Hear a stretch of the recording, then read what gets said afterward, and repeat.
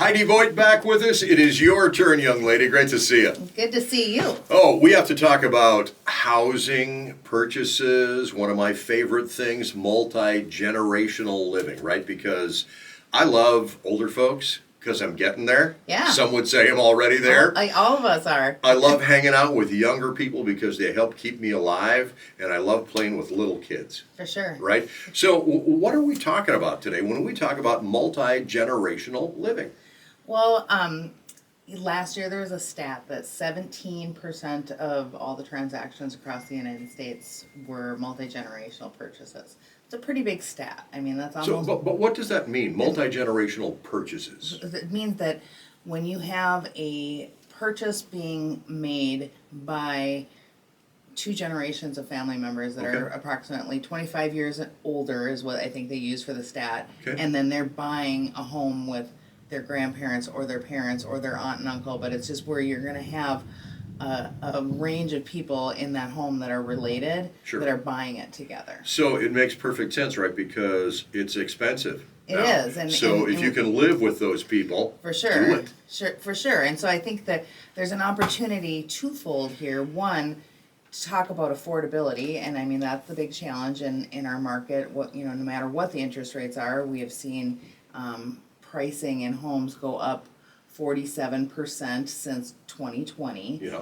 And so how do you wrap your hands around that if you're somebody entering the market? So let me see if I have this concept correct, okay? I've got a grandma, I've got a ma, and I have a daughter. Yeah. We're all together, we've all got spouses, we're all raising our own kids and all that kind of stuff. But I'm going to buy a house with those two older generations.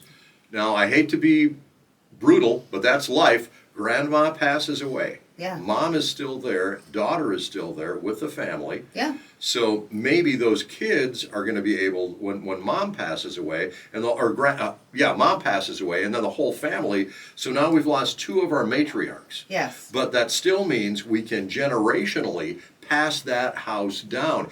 Do you see that as a trend? Because to me, it really makes sense.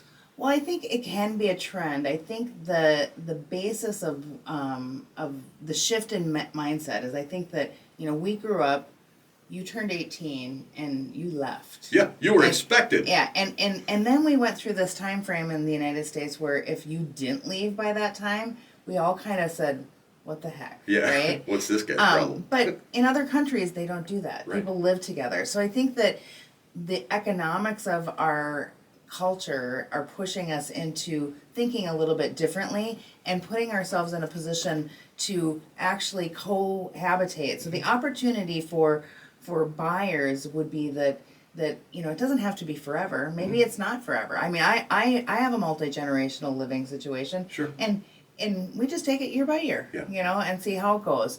But for those people that are living together, they are finding that both physical and mental health is better. Mm-hmm. The affordability of those homes is better, but it does require a little bit of flexibility. You have to rein in, some boundaries for privacy and those types of things. But the opportunity for sellers are if you have a unique home that actually may posture a good environment for that multi-generational living, you might have a product that other people aren't selling. Well, and I mean, we talk about like a mother-in-law's apartment, right? Yeah. Well, who knows if that's going to be a mother-in-law's apartment and for how long, because that allows you then own your home and you maybe rent that out to a college student something. For sure. And and there's a lot of those homes out there. Right.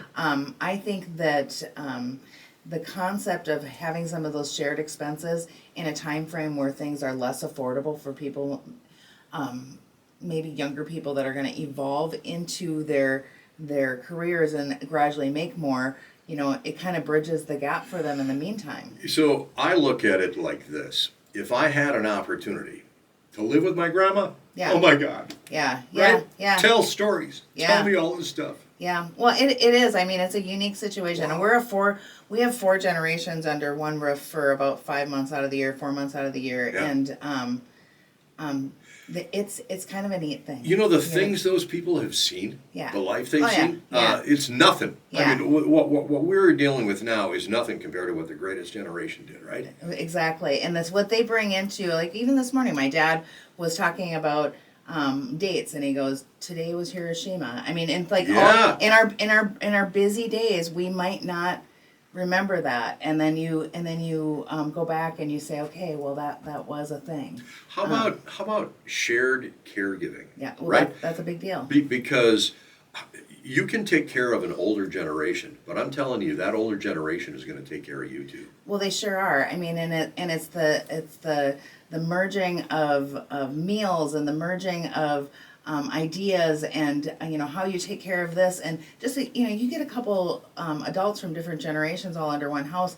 There's a huge set of knowledge there. Absolutely. Right? And think about the future, because while this may be your grandmother or your great-grandmother, Yeah. good Lord willing, that's going to be you someday. Exactly. And you're already there in the house. You've Yeah. already done the remodeling. You may have to put in some new carpet or Yeah, whatever, yeah. because 20 years have gone by. But boy, this really makes sense. It does. Well, I think, and it's not for everybody, Right. But I do think that we're seeing it across the country, and when people start talking about the concept of things are harder to afford, I think it's not rocket science. Yeah. Right. Yeah. If you're sharing some of those expenses, it might be a really good a good culture move for a lot of us. You always talk, Heidi, and I love this about you. Life happens, right? Yeah. Life makes things, the changes occur and all that kind of stuff. Yeah. Think about this. If this could be a new way of people living their lives, getting into those houses that otherwise are not affordable to them, Correct. it's a no-brainer. It is, and I mean and I think that the bigger thing will be what happens to the kids that are in those environments, and how are they changed, because there's positive. studies that are showing, like, vocabulary and self-confidence, Yeah. and abilities to just do things Right. are skyrocketing, because they've got multiple adults around them constantly engaging them. Teachers. Yes. Great stuff.